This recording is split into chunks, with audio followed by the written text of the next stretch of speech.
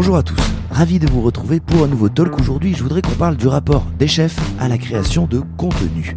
Petit à petit, les chefs ont compris l'intérêt de communiquer sur les réseaux. Et si la plupart d'entre eux nourrissent aujourd'hui leur compte Instagram, des photos de leur travail, d'autres vont un peu plus loin en créant du contenu original pour parler autrement à leur public et toucher une audience plus large que leur clientèle. C'est le cas d'Éloi Spindler. Éloi, vous le connaissez peut-être pour avoir découvert sa cuisine dans son restaurant Orgueil, dans le 11e arrondissement de Paris, ou parce que vous l'avez croisé sur Insta ou YouTube. Oui, voilà, c'est le chef qui porte ses couteaux dans un harnais de cuir en mode Assassin's Creed. Moi, je l'ai rencontré dans la vraie vie au moment où il ouvrait son adresse, et je le suis désormais aussi en ligne, puisqu'il fait une percée notable sur les réseaux. Son compte Instagram compte 215 000 followers et sa chaîne aujourd'hui regroupe 116 000 abonnés. Il y a un an, il était suivi par à peu près personne. Alors vous allez découvrir sa démarche, car il a décidé il y a quelques mois de consacrer du temps et de l'argent à la production de vidéos, en plus de son activité en cuisine. Comment Éloi Spindler est-il ainsi devenu une figure de sa génération sur les réseaux? Pourquoi a-t-il choisi de produire assidûment tous ses formats? On commence par une petite clarification. Première question, Éloi, qu'est-ce qu'on doit dire de toi aujourd'hui pour te présenter? Est-ce qu'on dit que t'es chef? Est-ce qu'on dit que t'es créateur de contenu? Est-ce qu'on dit que t'es chef créateur de contenu? Est-ce que t'es tout juste chef? C'est quoi le mot? On peut rajouter la casquette entrepreneur en plus. En plus? Honnêtement, je sais pas trop. C'est une question qu'on me pose beaucoup et je tique quand on me dit que je suis créateur de contenu. J'ai l'impression de pas être légitime quand on me dit que je suis cuisinier ou chef.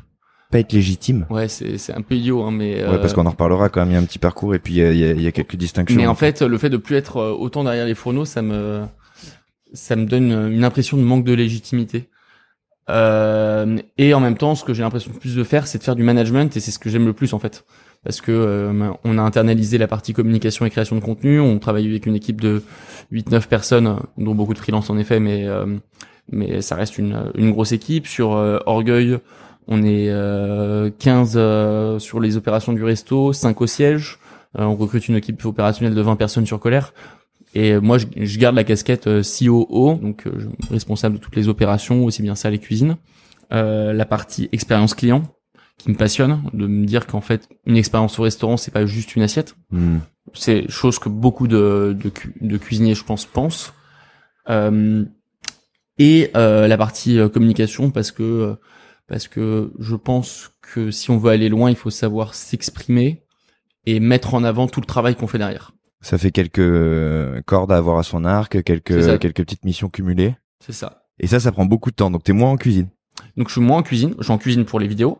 Je fais des services au réfectorio de manière associative. Je fais de temps en temps des dîners privés parce que ça me fait marrer aussi et que mon exutoire, c'est de cuisiner seul, je pense, ou avec certains. Avec une garde rapprochée. Avec une garde rapprochée, exactement. En fait, je prends moins de plaisir typiquement à retourner en service chez Orgueil et à me dire je suis le chef d'orchestre et je vérifie tout parce que Antoine et Max ont adapté les process et donc pour que ça leur plaise. Et donc en fait, moi je m'y retrouve pas forcément et ça me crée un stress aussi et donc je préfère ne pas me créer de stress inutile, donc je les laisse très bien faire. Je sais que je suis bon au pass. Typiquement, il y a eu un épisode il y a quelques temps avec Nicolas qui est le numéro 3 de la cuisine, où j'ai voulu faire le cadeau et me dire je prends le service au chaud, etc. Service catastrophique. Merde. Non pas que je sache plus cuisiner, mais juste quand tu fais tous les jours un mélange d'Excel, de vérification de contenu, de négo et de création de cartes, t'as plus les réflexes automatiques de bon, je dois sortir ça. Je pense qu'il y a des chefs qui arrivent à le faire. Je pense que je suis toujours excellent en cuisine quand je dois faire à manger pour 10 personnes tout seul, parce que et que ce soit pour faire un menu entrée plat dessert ou pour un menu de dégustation de 14 plats. Parce que c'est toi et parce que t'es à la manœuvre. C'est ça. Mais en tant que chef de cuisine de production, je suis plus aussi efficient maintenant, comme j'ai pas le contrôle sur 100% de la cuisine. C'est rare à ton âge d'avoir un chef qui assume aussi le côté d'être un petit peu détaché. On va revenir évidemment sur la création de contenu, mais ça fait partie de toutes les missions que tu as citées. Mais c'est rare d'assumer ce truc, de se dire bon, ok, je suis un peu détaché, mais c'est pas pour ça que je suis pas chez moi, que c'est pas une cuisine, que c'est pas une proposition, que c'est pas quelque chose qui se dit beaucoup. Il faut appeler un chat, et je pense que ce que je te disais par ce manque de légitimité, c'est aussi parce que beaucoup de chefs pensent qu'ils manquent de légitimité à le faire, alors que c'est des métiers qui sont différents, et que si on fait de la communication maintenant, c'est pour porter les valeurs qu'on a développées avec Antoine et avec l'équipe, et que mon rôle maintenant, il est sur le développement de ces valeurs. Et ce que j'ai déjà dit, c'est que le truc qui me plaît le plus, c'est de me rendre compte que ce qu'on a mis en place, les cuisiniers qui quittent Orgueil, l'appliquent dans les restaurants où ils vont. Et ça, c'est génial, c'est exceptionnel. Donc tu deviens porte-étendard, en fait. Ça dépasse, ça va un plus loin que l'assiette. Et l'idée, c'est pas de faire école, mais en fait d'essaimer des valeurs, de les transmettre. Je sais pas si je suis porte-étendard, mais en tout cas j'essaie en tout cas de tes valeurs. Et en tout cas j'essaie de changer les choses, et je pense que le faire uniquement dans son restaurant, finalement l'impact est assez moindre, et ce qu'on peut appeler de l'humilité ou du manque de vision ou du manque d'envie de changer les choses, moi je trouve que c'est plutôt, ça se rapproche vachement de l'égoïsme.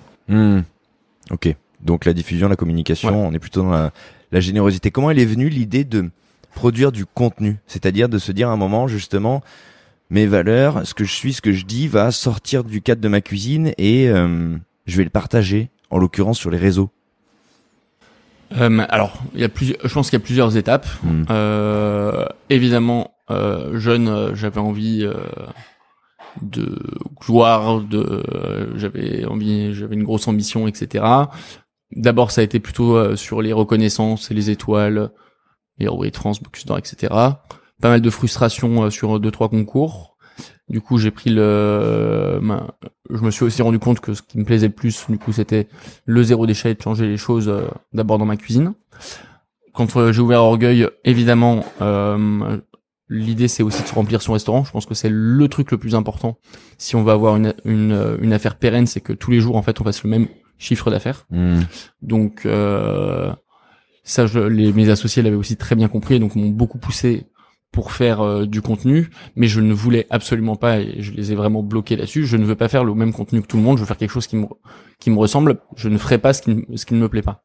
Et donc s'en est suivi une batterie de 6 mois d'essai avec ma garde rapprochée de création de contenu, où on a testé des choses, des trucs qui marchaient, des trucs qui marchaient moins. Et au fur et à mesure, on a trouvé notre identité, qui est en fait une entité qui parle, je pense, pas mal aux jeunes. Et pour moi, c'est ce qui me rend le plus fier. Je pense qu'il faut pas segmenter sa clientèle, mais c'est les jeunes qui vont porter nos valeurs le plus longtemps dans l'avenir. Et donc, en fait, on a quand même une approche de la création de contenu qui est très YouTube, et qui le sera de plus en plus, et ce qui pour le coup avait été très peu fait auparavant. Ouais, on va revenir justement sur la manière dont tu crées et tu conçois les choses. L'ambition de départ, donc, c'est se faire connaître, remplir son restaurant, quelque part ouvrir l'auditoire, quoi. C'est ça, exactement. Comment c'est pris? Est-ce que tu le sais? Comment c'est pris dans le milieu? Comment c'est regardé? Parce que moi, je me souviens de l'époque où, quand j'étais plus jeune, il y avait pas YouTube. Il y avait la télé. Et à la télé, il y avait Robuchon. Auparavant, la médiatisation des chefs, elle remonte. Et dans la presse, c'était Bocuse et toute l'école autour de lui. Très vite, les gens ont dit, c'est plus des chefs qui sont en cuisine. C'était pas hyper bien vu. C'était parfois un peu jalousé. Est-ce que tu sais, toi, aujourd'hui, comment t'es regardé? Tout à l'heure, on parlait de jalousie, et je trouve que c'est quelque chose d'assez intéressant, parce que des vraies personnes vraiment jalouses, il y en a finalement assez peu. Il y a le facteur, en fait, pour moi, le facteur qui crée le plus de jalousie, c'est le facteur, en fait, de manque de maîtrise, et qui est en plus vraiment amplifié par les réseaux sociaux maintenant, parce que les algorithmes jouent aussi vachement dans la visibilité des chefs et des personnalités publiques en général. À l'époque, en effet, la vision était critiquée. Maintenant, est-ce que dans le temps, c'est plus l'image qu'on a de Bocuse est vraiment ternie? Je ne pense pas. Moi, je regarde pas trop la vie quand les gens. Je suis hyper touché quand on me complimente. Je lis des commentaires négatifs tous les jours. Je suis beaucoup critiqué parce que je suis habillé en Mazo ou en Assassin's Creed. Ouais. On va en parler aussi. On le dit comme on veut. Mais ça m'affecte pas. Je suis. Ça te touche pas? Si, ça me touche, mais en fait, c'est comme toute toute vision entrepreneuriale, il y a un bon moment pour les choses. Je suis dimanche en gueule de bois. Non, je vais pas lire les commentaires. Ça, c'est clair. Ouais. Je suis lundi, je sors d'une séance de sport, je regarde les commentaires, je vais aller accrocher que sur les positifs et ce sera trop bien. Ouais, ça glisse. De toute façon, tout le monde a le droit d'avoir son avis. Et quand on s'expose aussi à ça. C'est aussi ça, quoi. Enfin, honnêtement, tout le monde peut avoir son avis. Moi, j'ai aucun souci là-dessus. Et les gens qui ont des comportements trop violents, trop déplacés, ça ne me touche pas parce que je sais qu'au quotidien, en fait, il y a des gens qui sont heureux de travailler avec moi et c'est ça qui compte le plus. Ouais. Est-ce qu'on peut revenir justement sur et pour faire taire ça et boucler avec cette histoire de légitimité dont tu parlais tout à l'heure, est-ce qu'on peut, pour les gens qui ne te connaîtraient pas, refaire rapidement ton parcours de cuisinier, parce que il y a des maisons par lesquelles t'es passé qui sont significatives, il y a des distinctions qui font aussi taire tous ceux qui pourraient se dire OK, c'est le mec de YouTube. Bah non. Éloi Spilner, c'est aussi avant tout un cuisinier. Quel a été ton parcours en quelques grandes étapes ou les choses qui ont marqué ton histoire? J'ai commencé très tôt, j'ai commencé quand j'avais 13 ans. Et ça, il a fallu quand même pas mal le travailler et apprendre à en parler parce que il y a ce qu'on appelle justement quand on prend la parole le média training, et donc c'est utiliser les bons mots, les bonnes phrases pour transmettre ce qu'on veut et transmettre ses valeurs. Et du coup, à force de travailler avec des gens de la radio, ma manager et autres, il y a une phrase qui est sortie assez rapidement qui était en fait j'ai voulu prendre, et on m'a expliqué qu'il fallait prendre le meilleur dans chacune des expériences. Donc j'ai un parcours atypique, je pense, parce que j'ai fait 7 ans d'école de cuisine, ce qui n'est pas le cas de tout le monde, dans toute typologie de restaurant. Et à chaque fois, j'ai essayé de regarder et de garder la partie positive, sans pour autant oublier le négatif, parce que c'est ça qui aussi permet de donner sa ligne éditoriale plus tard, on va dire. Enfin, pas forcément ce qu'on veut, mais ce qu'on ne veut pas. Donc l'école, c'est Ferrandi. École Ferrandi. D'abord, mon premier apprentissage, ça a été chez A&M, qui était le second restaurant de Jean-Pierre Vigato, qui avait à l'époque 2 étoiles Michelin chez Apicius. Ensuite, j'ai bossé au club de direction de L'Oréal, le club de direction, c'est une expérience qui est exceptionnelle. Parce que c'est un peu le syndicat de la restauration. Et je dis pas ça de manière péjorative, c'est juste qu'on a le temps d'apprendre quand on est apprenti, et c'était vraiment un apprentissage de luxe comparé à l'expérience d'avant qui avait été très très dure, aussi bien psychologiquement que physiquement. Ça a été le rêve, et on se rend compte vraiment de la valeur d'avoir des conditions de travail. Des conditions de travail géniales. C'était une équipe qui avait pas bougé depuis 30 ans, donc ça a évidemment ses défauts, mais ça a aussi des qualités de personnes qui sont experts dans leur domaine, et là c'était de la qualité de la cuisine française. Ouais. On travaillait des produits exceptionnels parce qu'on peut les vendre au prix coûtant parce que c'est un restaurant d'entreprise, donc ça c'était absolument génial. Je commence à vouloir toucher un peu de l'étoilé, notamment à l'Escarbie, à Meudon, ou chez Lasserre, où j'ai la chance de faire un stage auprès de Christophe Moret. J'arrive en bachelor, et là donc je me concentre vraiment sur l'étoilé. Tourne argent en première année de bachelor, puis le Dorchester à Londres. On m'a vraiment envoyé là-bas en mode Éloi, c'est une grande gueule, ouais. Il va se faire péter un peu les dents. Ça fait plusieurs fois qu'on parle de ce restaurant en me disant la même chose. Ouais, c'était honnêtement c'est la pire et la meilleure expérience de ma vie. Violent. Et...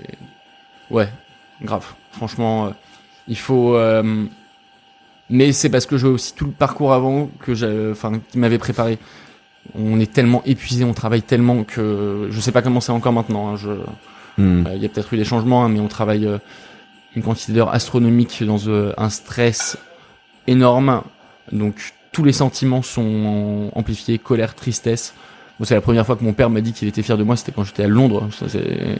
Parce que il a toujours été assez dur avec moi. Mais quand il me l'a dit, c'était lunaire, parce que en fait, il avait conscience que t'en prenais plein la gueule. Enfin, faut savoir que c'était le premier restaurant 3 étoiles où je bossais, première fois que je quittais chez mes parents, première fois que je bossais à l'étranger. Ça faisait quand même beaucoup de changements pour. À l'époque, j'avais 19 ans. Mais il y avait aussi des moments de joie qui sont exceptionnels, parce que quand on est fatigué, c'est des fous rires, c'est des moments de camaraderie qui sont assez forts, qui sont rares. Faut pas l'oublier, l'étoilé, il y a quand même un côté vraiment carriériste qui peut être déplaisant. Et encore une fois, on m'a fait Un gars de Ferrandi m'a fait la remarque il y a pas longtemps. On a l'impression que tu tapes sur les étoilés. C'est pas partout pareil. 100%.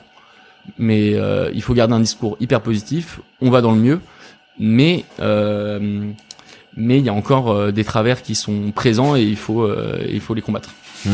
Notamment ce côté concurrence, violence verbale, psychologique, la totale. Ouais. Après ça, du coup, ça c'est des choses qui vont te marquer, qui vont entre guillemets poser les valeurs de ce que tu veux dessiner plus tard. Là, on se parle justement des valeurs, de management, de choses comme ça. C'est des choses qui vont te marquer, que tu vas mettre dans ta besace et où tu vas dire bon ben moi je veux ça, moi je veux pas ça, parce qu'on dirait que c'est ça aussi ton chemin. C'est ce que je pense que je prends pas. Ça met du temps, ça vient pas tout de suite. Il faut vraiment laisser mûrir le truc. Enfin, en ayant commencé à 13 ans, aujourd'hui j'ai 16 ans d'expérience en restauration à 29 ans, ce qui est en effet pas le cas de tout le monde. Et en revenant de Londres, je suis un tyran. Faut pas le. Enfin, je me rappelle du premier service à l'école Ferrandi. J'avais les dents qui rayaient le parquet. J'avais l'impression d'être le sous-chef de Londres, quoi. Enfin, qui venait de Londres, qui s'était fait casser la gueule pendant un mois, qui était devenu dur, intolérant en termes de qualité de travail, je veux dire. Ouais. Et ça m'a poursuivi jusqu'à la fin de ma première expérience de chef de cuisine. Et il a fallu vraiment cette expérience dans l'armée plus tard pour me dire qu'en fait il fallait relativiser et que on faisait juste à manger.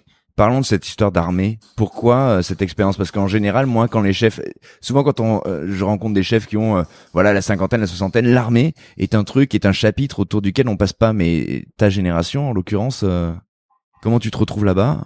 Pourquoi et qu'est-ce que t'en... Par volonté. J'ai toujours eu une attirance pour ce milieu-là parce que bon, j'ai grandi dans les années 90, que on voyait des films de guerre. Mon grand-père avait assez peu parlé, mais on savait qu'il avait été commandant dans l'armée de réserve durant la guerre d'Algérie, etc.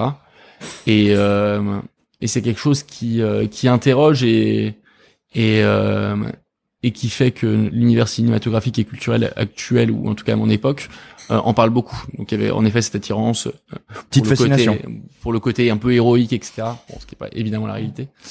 Et surtout, j'avais un très bon ami à moi qui avait quitté Ferrandi pour rentrer dans la marine et qui reconnaissait des valeurs très fortes et critiquait déjà à l'époque en 3e année de Ferrandi qu'il y avait un vrai esprit de camaraderie dans l'armée, que lui dans la restauration il se reconnaissait pas du tout dans les valeurs très fortes. Lui il s'était fait vraiment casser la gueule, mais gratuitement dans certains restos. Et du coup je me suis dit pourquoi pas essayer. Et donc j'ai fait une formation un peu comme j'avais fait à Ferrandi, qui était une classe qui s'appelait une CPA, qui en fait permettait de voir un peu ce qui se faisait dans l'univers de l'alimentation, salle, cuisine, pâtisserie et boulangerie. Là c'était un peu pareil dans l'armée, donc on avait en fait la base d'une formation de combattants, mais pour des mecs qui étaient quand même un petit peu câblés, éduqués, et qui étaient promis soit à devenir sous-officier, soit officier. Et j'ai adoré ce côté où en fait on mélange tous les milieux sociaux, où on se fait un peu casser la tête, mais pas au sens propre du terme, où en fait il y a une espèce de tension psychologique qui a lieu pendant les 2 premières semaines, et en fait qu'on nous explique au bout de 2 semaines, quand les gens commencent à craquer et se dire mais qu'est-ce que je fous là en fait, aucun intérêt. L'encadrement militaire te dit on comprend totalement que vous soyez pas fait pour ça, il y a aucun problème, vous pouvez partir. En revanche, demain vous êtes sur une ligne de front, c'est pas le moment où il faut lâcher en fait. Donc c'est là où on vous prépare. Et quand on doit sauver des vies et qu'on doit sauver sa vie et celle de sa section, c'est pas la même chose que quand on doit faire un service. Et même quand ça m'a sauté aux yeux, je ne me voyais pas. Ça a mis du temps avant que je l'applique vraiment dans le restaurant suivant où j'ai bossé. Mais tu t'envisageais pas, tu t'es jamais projeté dans cette carrière-là. À un moment, l'armée c'était une parenthèse, et t'es allé chercher quelque chose. Je suis allé chercher parce que justement, ça faisait 2 ans et demi que j'étais chef et que j'avais l'impression qu'il y avait quelque chose qui allait pas dans mon management. Je m'énervais trop, j'étais trop colérique. Je voulais bien faire, mais j'inspirais pas les personnes avec qui je travaillais. Donc et surtout j'étais très jeune, donc il fallait vraiment que j'apprenne à tirer les gens avec moi, mais de manière inspirante plutôt que de les tirer de force. On se parle beaucoup de ça en fait. Il est beaucoup question de ça depuis le début et c'est ça aussi cette histoire de création de contenu. C'est qu'est-ce qu'on traduit de soi, quelle valeur on a envie de donner. On se parle vraiment de communication finalement plus que de cuisine. Revenons à ce personnage, du coup, qu'on connaît aujourd'hui, qu'on voit sur YouTube. Le harnais, il vient de l'armée. L'imagerie du harnais, elle vient de l'armée. Non, c'est disons la même attirance que j'ai eu pour l'armée, c'est de la pop culture, c'est le jeu vidéo Assassin's Creed.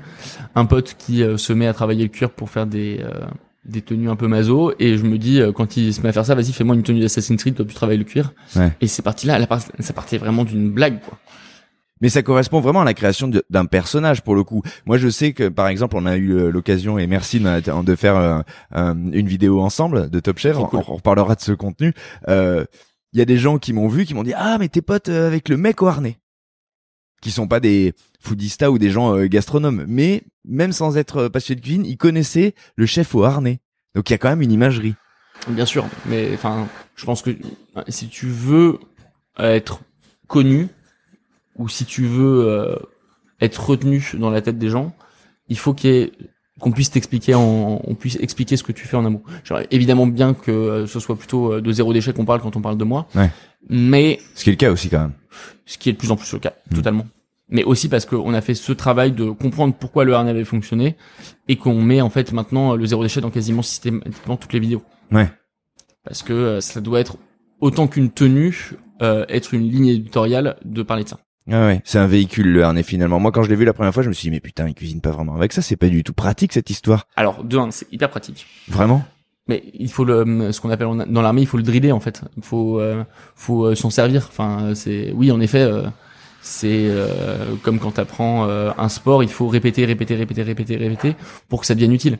Est-ce que je le porte tous les jours en cuisine? Non, parce que c'est quand même hyper lourd. Ça pèse quand même 5 kilos, donc quand on se fait une journée de 15 heures, typiquement sur l'ouverture de colère, je pense que je vais en profiter pour le driller. En plus, j'en ai commandé un nouveau avec supplément pistolet à eau et katana, histoire de vraiment porter le ridicule à son paroxysme. Et oui, là, pour le coup, je vais l'utiliser, mais c'est un vrai poids supplémentaire. D'où elle vient cette fibre-là? On rigole en plus quand on se parle de mise en scène de pistolet à eau, parce que c'est vraiment pas ce qu'on attend d'un chef en fait. Et il y a quelque chose qui est en toi de l'ordre de la comédie, et on va le dire aussi dans ce que tu fais, dans les contenus. Il y a tout un message, il y a des valeurs certes, mais il y a aussi tout un emballage et une personnalité. Elle te vient d'où cette fibre d'acting entre guillemets? Est-ce que je suis assez naturel, je suis pas vraiment dans un rôle. Et je pense que c'est ça qui fait la différence, parce que mes potes me disent beaucoup que ce qui est cool, c'est que quand on regarde une de tes vidéos, on a vraiment l'impression d'être avec toi. Et on te retrouve, ouais. Et c'est ça qui est assez chouette. Mais c'est rare pour un chef. Je sais pas, honnêtement. Tu vois, quand les vidéos YouTube démarrent, moi j'aime bien les démarrages de vidéos YouTube parce qu'il y a toujours un petit moment de toi qui est un petit peu en décalage, soit par une blague, soit pour un cri, soit par voilà, c'est des teasings et des accroches évidentes. Mais en fait pendant qu'on tourne, moi je bois du café. Et du coup, je suis sûr que c'est en fait, on a une période de 5 minutes avant le début de chaque vidéo où en fait, je dis le plus de conneries possible qui me viennent assez naturellement.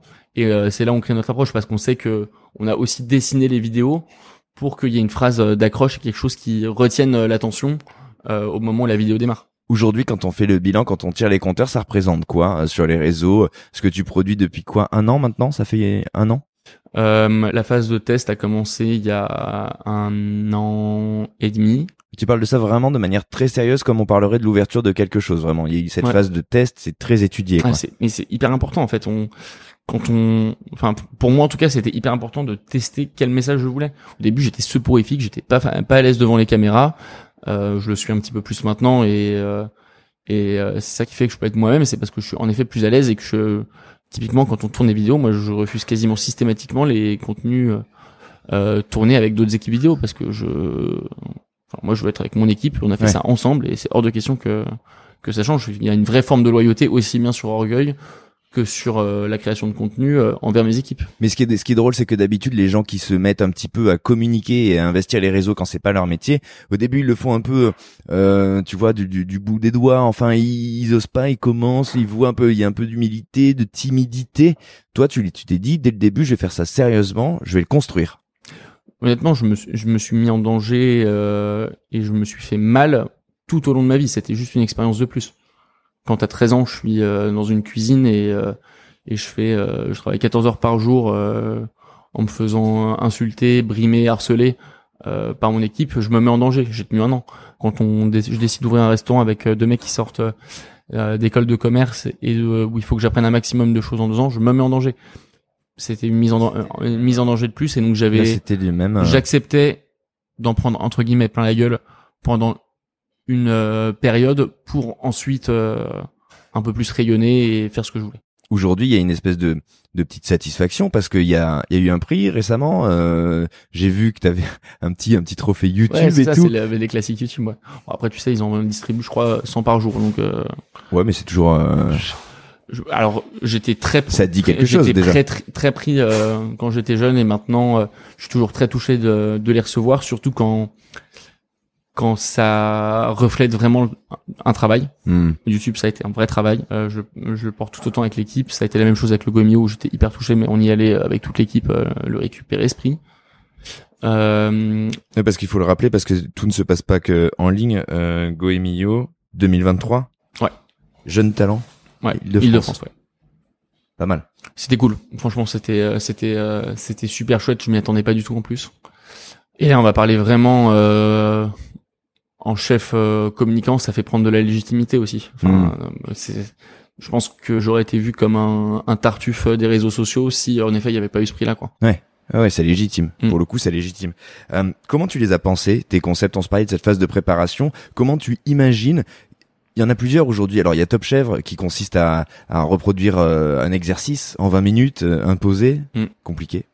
Technique. Ouais, technique. Quels sont les formats aujourd'hui que tu portes et comment tu les imagines? Comment ça se passe? Alors, à chaque fois, ça part d'une envie, et ensuite, il y a très peu d'écriture. On laisse très peu de place au doute sur les temps de tournage, parce on tourne le matin avant le service du déjeuner.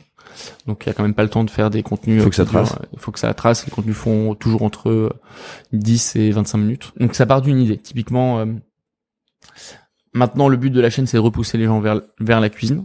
C'est de montrer que c'est cool, parce que c'est comme ça qu'on changera avant tout notre mode de consommation. C'est en cuisinant plus et en travaillant des produits frais. Et donc maintenant, la ligne éditoriale, c'est de faire du divertissement parce que ça attire plus de gens. Ça permet aussi de leur montrer que cuisiner, c'est pas compliqué, c'est donner des techniques, mais des techniques simples. Peut-être qu'un jour on fera des techniques un peu plus poussées. Les premiers noms qui me viennent, c'est Amaury Guichon et Cédric Grolet, qui font des contenus qui sont hyper poussés, hyper visuels, etc. Ouais. Mais à part de la satisfaction, tu fais pas ça chez toi. Enfin, tu te dis pas t'apprends rien, et puis t'apprends rien. Enfin, oui, c'est hyper satisfaisant, mais je sais pas si t'apprends des choses. Et oui, mais c'est moi qui le dis. Tu n'apprends rien quand tu vois Cédric Grolet poser sa patte sur son marbre. Et non, moi, le but, c'est vraiment de transmettre. Et du coup, je veux mettre en avant mes équipes qui font. Enfin, typiquement là, on a sorti un premier épisode de Cuisine Royale, qui est en fait un affrontement entre 2 équipes sur un plat. Comment tu dis que ça s'appelle? Cuisine Royale. Et on pose des questions au fur et à mesure, mais ça à la base je l'ai réfléchi et je voulais le tester avec l'équipe d'Orgueil et la future équipe de Colère, parce que ça me semblait être le plus légitime. En revanche, la vraie volonté, ça va être de le tourner avec mes potes pour montrer qu'en fait, cuisiner avec ses potes, c'est cool. Et j'aimerais bien qu'en fait, ma plus grande victoire, ce serait que les gens arrêtent de se taper des apéros tout simples chez eux et qu'en fait, ils se fassent des apéros cuisine où en fait, ils cuisinent leurs plats. Et c'est ça qui sera le plus, qui inspirera le plus, je pense. Il y a l'envie de que les gens se réapproprient la cuisine, en fait. C'est ça. Ils mettent du fun dans tous ces contenus-là, finalement. Exactement. Parce qu'il y a des vidéos que tu fais où t'apprends une petite technique, comment faire telle sauce, ou comment réussir une cuisson, ou comment appréhender tel produit. Il y a des concepts plus poussés comme Top Chef où on est vraiment là pour le coup dans une structure plus télévisuelle avec une vraie narration. Donc, mais ils sont tous guidés par l'envie de dire aux gens, appropriez-vous le truc, faites-le chez vous, amusez-vous, conviez vos potes. Exactement. Et il y a un truc dont tu parlais, c'est le staff. Pour le coup, tu le mets en avant. On montre l'ambiance de l'équipe, on la sent en tout cas. Comment t'abordes le management dans ton restaurant? Parce qu'on a l'impression justement que il y a une notion, une ambiance très amicale, pas forcément horizontale, parce qu'on sent que tu restes le chef de cette histoire. Néanmoins, ça fait bande de potes. C'est aussi une volonté de mettre ça en avant? Une de mes plus belles expériences en restauration, ça a été à l'époque de Plancha quand je bossais pour Juan Arbeláez. Là, on était où il y à avait, Boulogne. où il y avait, ouais, Boulogne, ouais. exactement. Où en fait il y avait une espèce d'ambiance un peu famille, où Juan restait un peu, tout le monde l'appelait le père. Ça fait un peu La secte arbelaise. La secte arbelaise, c'est exactement ça. À l'époque où il dormait dans sa cave à ce moment-là où c'est bon, il avait trouvé un appart parce que le début de plancha, quand je suis arrivé, il dormait quasiment plus dans sa cave. Et je voulais retrouver un peu cette ambiance-là. Après, on m'a tout au long de ma vie dit qu'il fallait se méfier des cuisines familiales où tout problème prend des proportions complètement trop d'affect peut vraiment détruire une entreprise, je pense, parce que guéguerre, enfin il faut travailler dans la bonne humeur, il faut comprendre et ce qu'on fait le plus avec Benoît qui m'accompagne sur les opérations au quotidien, qui est mon associé, ça va être en fait de travailler sur une transparence totale de comment on voit l'avenir, ce qu'on met en place pour la rendre la plus radieuse possible pour tout le monde, et surtout être à l'écoute. Et en fait, le fait d'aligner tout ça, ajouter aux valeurs où les gens sont contents en fait de faire du zéro déchet, sont contents de travailler dans une boîte qui met en avant ses équipes, qui a pour seul objectif que le client soit content et non pas de recevoir une récompense. Tout ça œuvre à une bonne ambiance générale parce qu'en fait les gens évidemment il y a des périodes un peu plus dures que d'autres, mais enfin le moindre problème d'un membre de l'équipe est perçu par les autres comme un problème global qu'il faut aider à résoudre.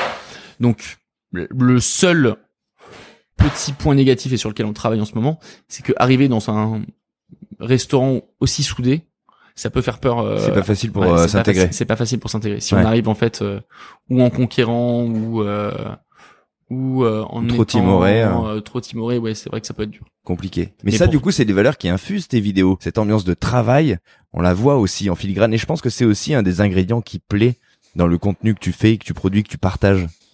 Bah, alors c'était une question qui a été beaucoup posée. C'est quand même hyper dur pour les équipes du restaurant, pour moi et pour les équipes de tournage de tourner comme on le fait. Mais pour nous, c'est une vraie importance de montrer un peu le dessous des cartes. On pourrait potentiellement prendre un studio à côté où on tourne, qu'on loue ouais. Mais il y aurait pas cette empreinte, il y aurait pas les interactions d'Antoine qui parfois servent à rien et qui parfois sont trop bien. Et c'est ça qui est cool et c'est authentique. Tout ce qu'on fait a pour volonté d'être authentique. 100%. La réussite de ce premier restaurant et j'espère du second et de ces médias est faite par des équipes et pas elle est portée en effet par moi.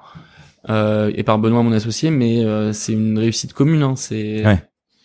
C'est comme une équipe de sport. Oui, mais ça vient casser un peu l'image du chef. Tu vois, il y a une question qui se pose en filigrane quand on te regarde. Moi, je me dis, par rapport à l'image traditionnelle qu'on se fait du chef de cuisine, est-ce qu'on peut être respecté quand on fait le con?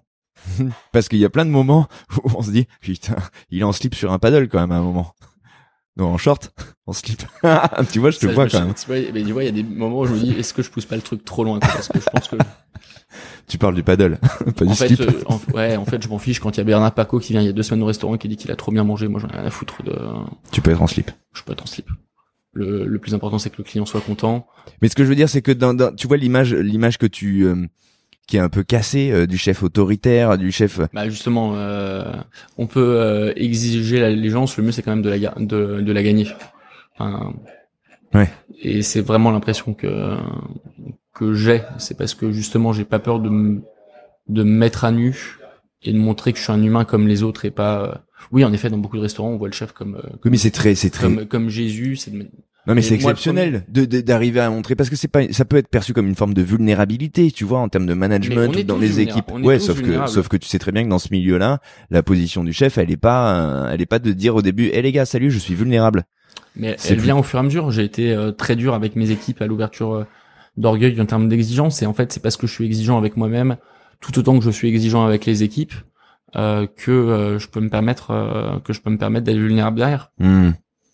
Et typiquement le chef à l'époque du Dorchester, c'est aussi ça qui était pas juste une expérience de harcèlement moral, c'est parce qu'en fait il était capable de se mettre à nu, de chialer devant ses équipes en disant que il nous avait déçus ou ce genre de choses. Enfin, C'est en acceptant d'être vulnérable et de se dire on est une équipe que on a qu'on crée ce lien. Qu'on crée ce lien en fait.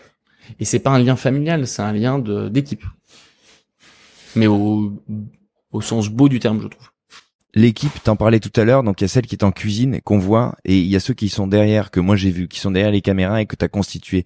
Produire, c'est investir. Comment t'as géré ce truc? Comment, enfin, tu vois, investir, on se parle de temps, on se parle d'argent, on se parle de gens. Comment t'as orchestré ça? Quelle a été ta volonté au départ? Bon, comme sur le reste, j'ai eu quand même beaucoup de chance. Ça, c'est une première chose. L'histoire est assez drôle parce que, en fait, quand je raconte ça chez YouTube, notamment à Bart, qu'on salue, qui est le responsable des gros contenus chez YouTube, il me dit mais tu te fous de ma gueule, t'as quand même pas fait ça. J'y croyais tellement à cette idée de YouTube, j'y croyais tellement à cette idée de création de contenu que j'ai vendu un appart que j'avais acheté parce que j'avais commencé à bosser très tôt et donc créé un petit pécule très tôt.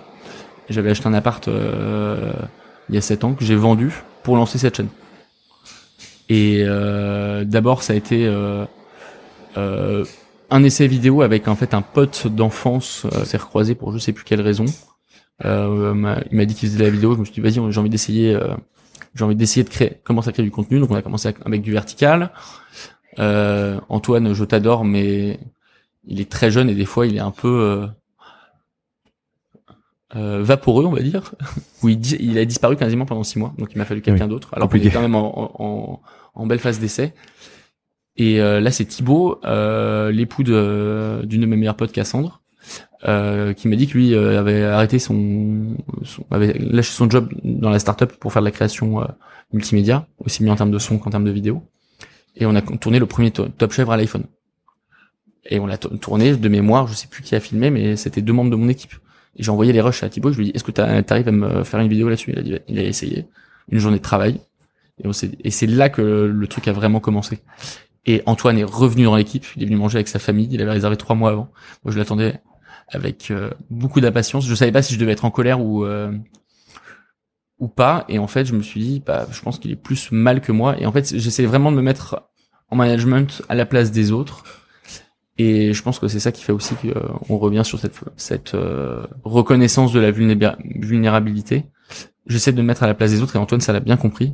Et en effet, il continue de nous casser les pieds parfois à pas répondre. Antoine, encore une fois, je t'embrasse et je t'aime. mais il a fait des progrès et on fait tous des progrès. Antoine, typiquement. Donc il est revenu dans le game et il revient dans le game et c'est le chef ops, c'est celui qui s'occupe de toute la partie direction de tournage, quoi. D'accord. Donc t'as constitué une équipe, investi dans du matériel, tout ça, Alors le matériel, non, ils sont venus avec leur matériel. D'accord, ok. Ça c'est le truc qui m'a un peu sauvé la vie, c'est qu'ils avaient déjà leur propre matériel. Ouais, bien sûr. Et si on doit commencer à choper des caméras pour avoir cette qualité vidéo, c'est quand même technique. Heureusement, ils sont venus avec leur matériel. Et au début, ils ont accepté parce que les valeurs étaient cool, parce que j'ai essayé d'être compréhensif et que je les ai intégrés un maximum dans le plan, de rogner un petit peu leur marge au début. La chance que j'avais, c'est que Thibaut lui se lançait, donc il pouvait pas non plus prétendre à des salaires titanesques. Il avait encore le chômage. Antoine, il avait des missions à côté qui refusent de plus en plus parce que maintenant je peux payer de manière plus cohérente. Enfin, ça devient en fait le job passion de tout le monde, quoi. Ouais. Enfin, c'est des moments de bonheur. Enfin, moi, je tourne avec mes potes. Ouais. Oui, il y a un truc qui se déploie au-delà de la cuisine. Finalement, ça, il y a un truc. Parce que c'est ça, c'est des gars qui sont des bosseurs, qui sont rigoureux. Et qui ont envie de bien faire. Donc les passionnés ont pas forcément l'impression de travailler et je ressens vraiment ça avec cette équipe. Ouais. Il y a une autre question, c'est la programmation. C'est un métier, ça. C'est-à-dire la programmation, c'est ce qui concerne les invités. Qui vient? Il y a des gens qui viennent, qui sont connus, qui sont des personnalités publiques dans tes contenus. Comment tu gères ça? Comment ça marche? Parce que c'est un vrai métier, hein. Ça, moi qui viens de la télévision, programmateur, c'est un métier, c'est un carnet d'adresses, c'est une organisation, c'est est-ce que tu peux venir à 9h? Oui. Est-ce que tu viens en taxi? Ouais, il faut les faire venir tôt, comme on tourne le matin. Mais ouais. Et qui gère ça? Comment tu l'appréhendes? Comment tu choisis? C'est Marion, ma manager, qui gère ça et qui gère ça d'une main de maître. Elle a un carnet d'adresses et des fois elle nous propose des invités, on dit mais oula, surtout pas. Et finalement, en fait, il s'avère que c'est génial. Elle fait un travail considérable. Moi, j'avais un petit carnet d'adresses aussi YouTube à l'époque où je bossais pour Big Flow. où je pense notamment à Maxence et Léopold le Marchand, où et en fait on essaye de comprendre comment imbriquer un peu tout ça. Nous, ce qu'on veut, c'est ratisser large, parce que en fait, encore une fois, l'idée c'est de pousser un maximum de gens vers la cuisine. Donc en fait, il y a pas un profil type. Ouais, c'est ça. On veut ça va de Camille Etienne à. C'est ça. Donc Camille Etienne a été, je pense, une des invitées la plus importante de la chaîne, parce que en fait, ça nous a aussi donné cette légitimité du zéro déchet et de l'engagement écologique qu'on a. Ouais, c'est une grande figure pour le coup. Totalement. Et donc évidemment, il y a des choix qui sont plutôt stratégiques dans la programmation. Faut pas se mentir. Il y a des choix, il y a des choix de cœur.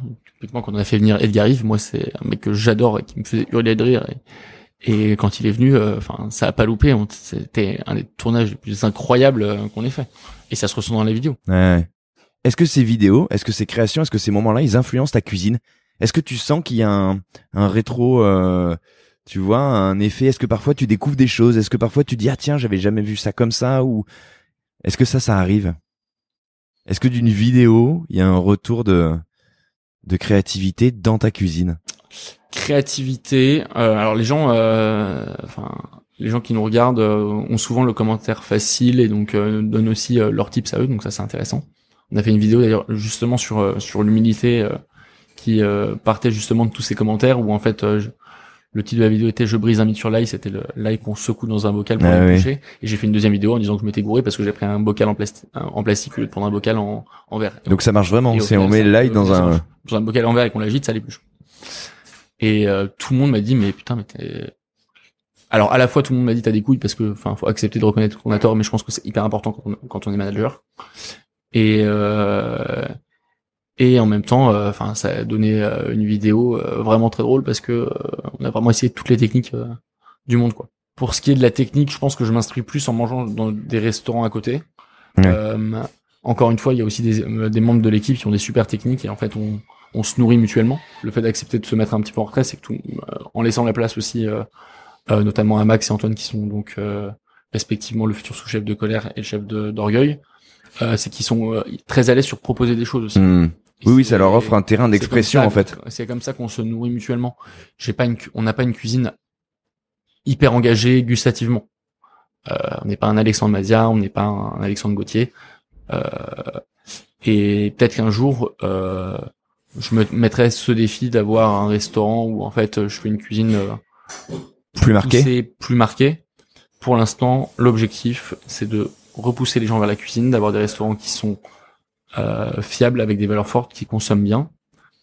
Et donc, je pense qu'il n'y a pas de la place pour mettre de l'ego d'une cuisine. C'est une base de cuisine française, technique. On a remis le pithiviers à la carte il y a pas longtemps. Avec une touche d'ailleurs. Dans le pithiviers, c'est la pomme de terre marinée au soja. Est-ce que quand tu envisages tes prochains projets, quand on se parle de cuisine et on se parle de Colère, Orgueil et le premier bébé Colère arrivera bientôt à l'automne et on sera là pour l'accueillir, mais est-ce que tu penses au contenu, à la création de contenu, au concept dans la création de ce nouveau projet? Sur Colère, on s'est arrivé trop tard. On était déjà dans des travaux. En revanche, on adapte le troisième restaurant avec potentiellement une cuisine de tournage où les gens pourront travailler derrière et où on pourra tourner un peu quand on veut, avec une table pour faire potentiellement comme un petit studio. Voilà. J'ai lu dans un article que pour Colère, t'envisageais de faire intervenir des personnalités. Est-ce que c'est vrai ça, pour créer des recettes et en faire une carte un petit peu événementielle? J'en parle assez peu, mais j'aimerais en fait, au lieu de recevoir plutôt des personnalités, en fait, mettre en avant plutôt des associations. Ça passera sûrement par un parrainage d'une personnalité qui vient avec son association. Mais ce que je fais au réfectorio et avec Linky, pour moi, c'est devenu tellement important de donner une partie de son temps ou de son argent aux autres, que j'aimerais que ce soit fait dans le prochain restaurant. Et donc, en fait, on œuvre tous ensemble, clients, équipe et partenaires, pour le faire de manière commune.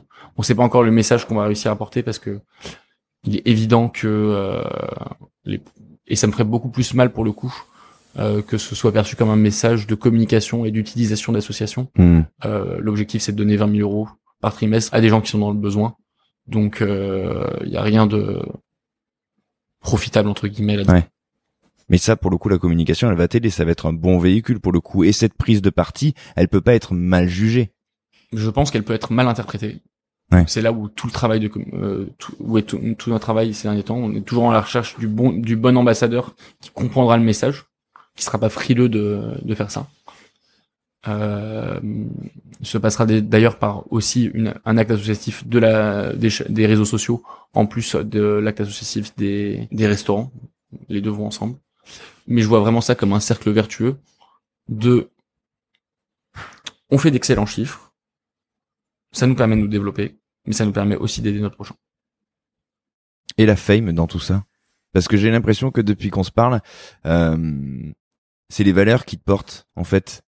Il y a un côté très altruiste, finalement. Alors oui, c'est toi qui es devant, oui, c'est toi qui portes, oui, c'est toi le mec au harnais, mais il s'agit toujours de partage, de transmission. On a envie de prendre le mec qui est derrière son écran et de l'amener vers la cuisine. On a envie de mettre en avant ceux qui sont à tes côtés et qui viennent partager la lumière dans tes vidéos. J'en parlais avec ma psy l'autre jour, mais en effet, elle cherchait le mot sur la manière dont on pourrait décrire la cuisine qu'on fait ici, et c'est une cuisine en effet altruiste. Et ouais, je me reconnais assez bien. Ce qui est très drôle, hein, parce qu'on est dans un restaurant qui s'appelle Orgueil quand même. Ouais. Oui, mais en fait, Orgueil, on l'a appelé parce qu'on est fiers de nos producteurs et on est fiers de nos équipes. C'était clairement un clin d'œil à justement ces chefs à l'ego surdimensionné et qui se prennent beaucoup trop au sérieux et qui ont pas compris que la fame ça dure qu'un temps. Enfin, tout ça c'est passager. Hein. Ouais. Typiquement, et sans aucune inquiétude, on a eu une grosse vague sur les réseaux sociaux. Ça redescend, ça remonte, ça redescend. Et c'est uniquement le travail et la régularité qui fait que la fame arrive vraiment. Et c'est pas une fin en soi, j'ai l'impression. C'est pas du tout une fin en soi. Enfin, c'est hyper stimulant de sentir qu'on travaille pas pour rien et donc qu'il y a une reconnaissance. Ça, c'est certain.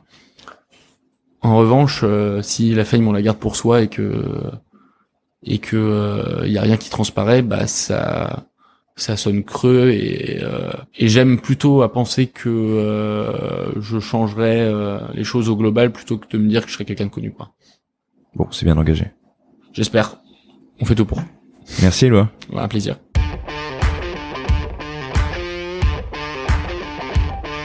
Vous l'avez compris, Éloi affirme par ses vidéos sa personnalité, transmet ses valeurs, comme la conviction profonde de lutter contre le gaspillage alimentaire, et c'est tout cela que son public aime retrouver. Il a réussi à rendre la cuisine accessible, ses contenus divertissants, franchement marrants, appétissants et intelligents. Tout ça sans lâcher du regard sa cuisine et en mettant son équipe en avant. Et c'est pour ça que je voulais que vous l'entendiez lui, car produire pour produire, c'est pas son truc. Devenir une star des réseaux, ce n'est pas l'idée. Ses vidéos, il les a pensées, il les a testées et sa démarche, elle est nourrie par des convictions profondes.